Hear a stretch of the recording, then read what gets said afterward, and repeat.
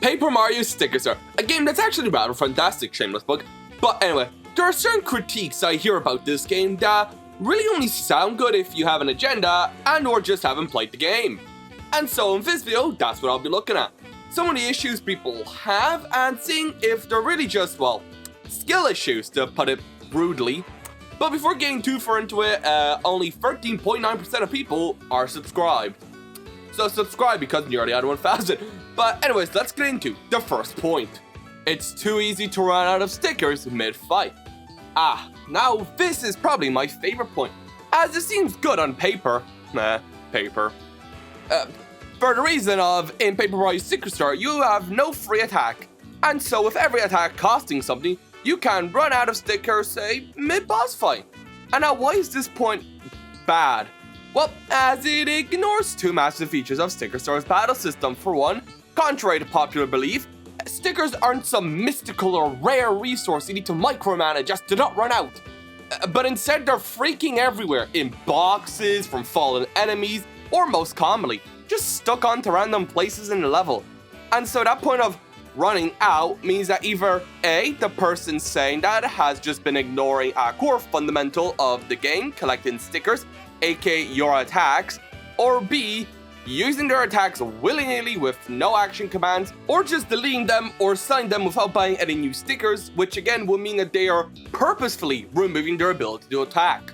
It'd be like in, say, Resident Evil 4, someone complaining that the game is unfair and too easy to run out of ammo in. And when you see how they play, you see that they aren't picking up any extra ammo from the zombies, and that they're ignoring the light brown barrels and crates which hold ammo. It's silly to complain about running out of ammo in RE4 because you never bothered to pick any up, and it's silly to complain about running out of stickers in Sticker Star because you never bothered to pick any up. And lastly, saying it's too easy to run out of mid-boss fight, for the people who complain about running out of stickers mid-boss fight, then again, that's not the game's fault. It's obvious when a boss stage is, as this is the last level of a world, so running out of stickers isn't the game's fault if you didn't come into a fight prepared. It's the fact that you didn't bother to go into a shop to stock up on stickers. If you go into a fight with 20 stickers or just a bunch of low damage stickers, then yeah, what did you expect? The game to do the preparation for you? Like, come on, the shops aren't far. Just go buy some stickers if you have to. Trust me, the shop never runs out of stickers, or if you actually manage to scavenge a good enough arsenal by sifting through the bad stickers in the overworld. And secondly, it ignores the loop of gaining coins to be able to buy better stickers. Like, most stickers you find and used in the field are usually meh, rarely anything with high single target damage, or mostly stickers that deal damage to multiple enemies, so you can get coins, and then from those coins, be able to buy stickers in a shop, usually for bosses, but occasionally for normal fights too, like buying shells or burn/ice hammers. Point 2. The puzzles are too cryptic. Another point that seems very good when you remove a lot of context from the game to show this honestly. And to show this, I'll use 3 examples. Starting with the tap in Damp Oasis. I know you have to get the vacuum, but I have different things to say on that run off this point. So starting with this, how would anyone know that they're meant to use the tap here? As there's like 64 things in this game. Well, common sense. Okay, that's not an actual point, well, it is, but some won't think about it, so let me do it for them. Basically, given how a new player would be going into this game by doing the world order and thereby the level order, that means that they would have completed 1 tree Water's Edge Way and would have seen the tap dispensing water.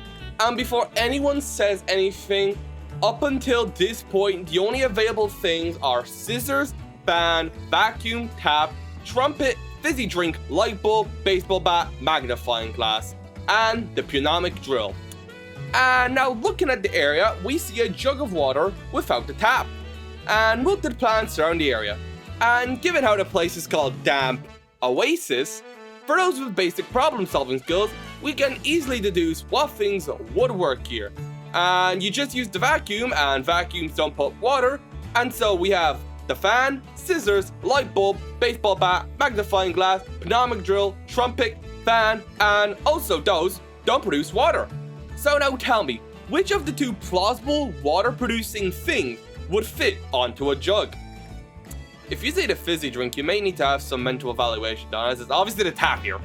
Also, up until this point, the things you absolutely have to grab is the fan and tap. So I think it's even more obvious now that for this puzzle, you're meant to use the tap. Now, for the vacuum in Damp Oasis, which while on a first glance is cryptic because Sunshine Harbor isn't required to get to this point. Which, like, yeah, that's kind of the point, to get the player to, for one, explore. As for once, you can't do something automatically via thing. And so the average first timer would go explore, and so one of two things will happen. Either they'll go into Surfshine Harbor and find the vacuum, and because there's very little things that plug into the walls, we'll be able to deduce that, oh yeah, I plugged the vacuum into the outlet. Especially because the vacuum is just standing there. Or two, they will go into World 3 instead, and assuming the average person has a concept of context clues on how the Goomba used the trumpet to wake up the Bob-Ombs in Goomba Fortress, would be like, oh yeah, I used the trumpet to wake up the Wiggler, and so would wake up the Wiggler and do World 3, and then after doing World 3, because World 3 doesn't have you having to leave the world in order to, well, progress in it, well, unless you count having to go to Surfshine Harbor to get the Wiggler piece, but that's besides the point, as it literally shows you via big-ass marker.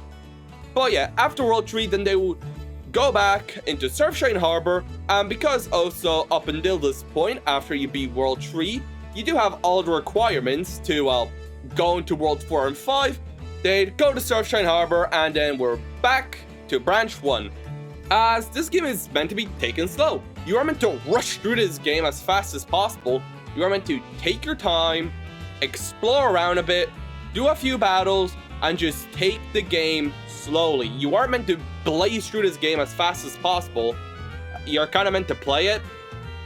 I don't know, it's called a video game for a reason.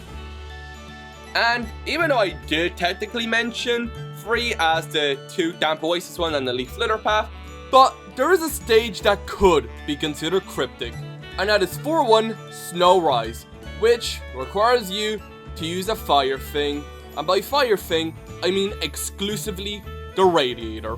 And because there's really no way to figure out what thing you need to use here other than that, yeah, it probably will generate heat, you would have to use all your fire things. Which, while up to this point, is really only missing the oven and hairdryer if playing in order, and because most people would do the secret round as host guy nags you if you say no, but still, you do essentially have to use all your fire things, which, while not counting the doors, is the magnifying glass and radiator, but still, it could be cryptic if the player did skip the bonus round. But also, this one is the exception, not the rule. If all of them were like this, then yeah, this would be a point, but this is just the exception. But besides that, basically all the thing puzzles follow the Damp Oasis examples. Like the bowling ball and Strike Lake, you just have to take your time and wait until you do see, you know, the bowling ball. The vacuums in Shy Guy Jungle, because what would you realistically use to clean up trash? I highly doubt it would be a fridge.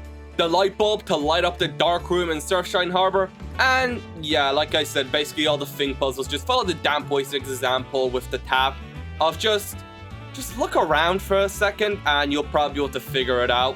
But now on to point 3. Battles have no use. Now this point comes from the same people who are shocked that they have to grind because their coin count is seriously always 0. But is there truth to this statement? Technically yes. Besides the force fights, you don't have to do any other fights. Just one small teeny problem. Your coin count will always be down.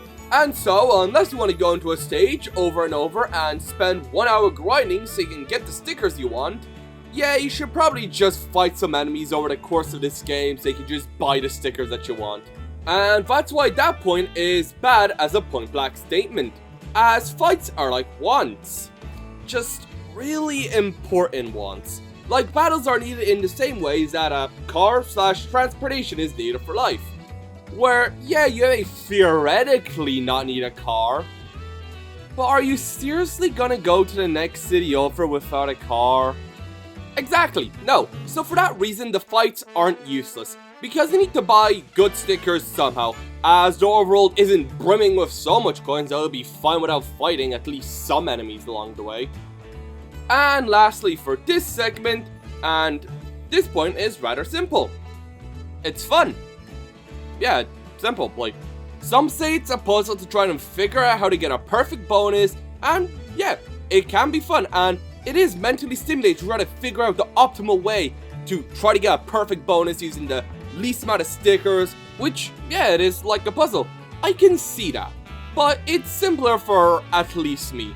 That simply is just fun and satisfying to get the perfect bonus. Like, you get a whole little perfect bonus banner, and you get money raining down, and applause. You know, it's positive reinforcement. You just feel good for getting the perfect bonus. And it's fun. And that's what matters. Well, yes, you may get coins that, you know, you can use to buy good stickers. What matters most is that it's fun. And given how you are rewarded for being an enemy fast, and the fact that Sticker Star's battle system is pretty fast and snappy, it's fun to rack up kills. And because every enemy you kill grants you more coins to get at the end of a stage, so yeah, even more reason to exterminate enemies along the way. As thus you want to grind for coins or stickers, having to do the same repeated motions falling into a thoughtless loop. It's better to spread the fights out over a wide time frame so you can easily buy stickers you need for boss fights, as the stickers that are good for bosses are pretty pricey. Which leads us perfectly to point 4. The bosses are unfair. Now this point again is really only a point if you go into a fight unprepared, as surprisingly stickers you carry around for the overworld aren't great for boss fights. I know, shocker. Stuff like hammers, fire, besides for snowbusters / ice flowers, shells, aren't really too good for boss fights that require you to deal big single target damage, which is why you, I don't know, hold on to your stronger stickers, aka for the early game, shiny and flashy stickers, but also just stickers like jumps, iron jumps, line jumps, clone jumps, slap hammers, and hop slippers, and for the support stickers like POWs, boots / frog suits.